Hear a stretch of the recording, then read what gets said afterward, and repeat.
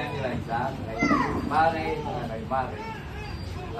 Kaya kami pumunta dito, kahit doon pa naman tayo nag-iingat-iga na mas maganda yung sabi ko sa asawa ko magkaroon ng formal na pamamanhikan na yung anak ko, iniling yung kamay ni Liza at yung kasahintulutan ko ninyo na sila po'y maging mag-asawa. Oo. Yun ang yung forma namin na pagdulog sa inyo. Bagamat matagal na tayo kakilala, pero mas maganda yung ganito. Yung tradisyon natin mga Pilipino, yung pamamanikan. Kaya, yes, Art, kung ano mo masasunod ng mga araw, mahalin mo yung mga kapatid, ama, na lahat ng kamag-anak. Gaya din ang pagmamahal ko sa mga kamag-anak ng mama mo. Na hanggang sa ngayon, naging matibay yung pagsasama namin dahil sa tunay na pagmamahal at pag-aunawaan. Kahit na mayroong discrepancy o mga hindi pag-aunawaan, pero na sa gabi na pag-usapan at naging maayos. Sana po, anak ko, maging ganun ka rin sa magiging asawa mo. Promise mo yan, ha? Wala tututol. Nakakadala ko dyan. Wala magkakamali. Ang masasabi ko lang. Ano ba yun? Paano ba yun? At that's it, Pat.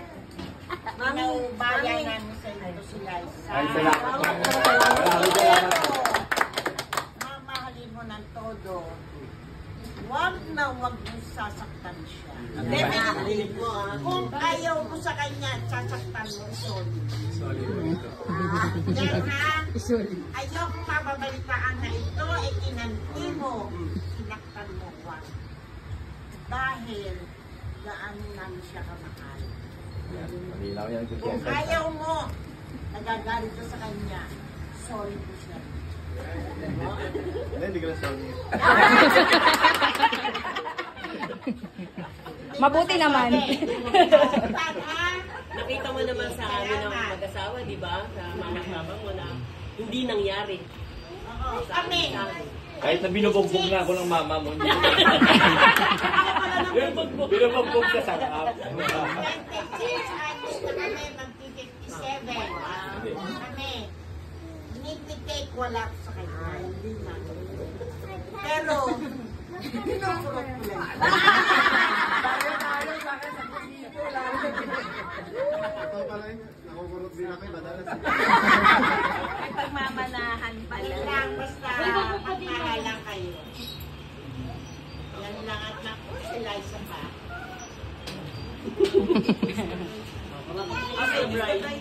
Kiss the bride.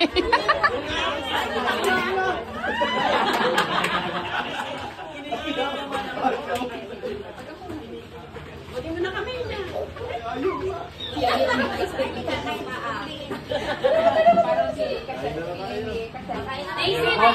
Pare. Maraming salamat sa pagtanggap nyo kay Jerdan. Tatay. Ako pa naman tinanggap eh. Lagyan nyo ng harap. Basta lang, yung tiwala.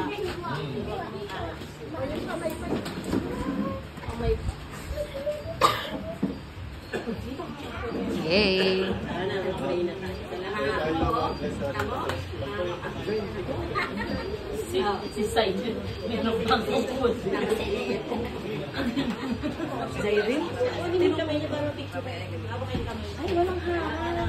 Uy, ayun na ako.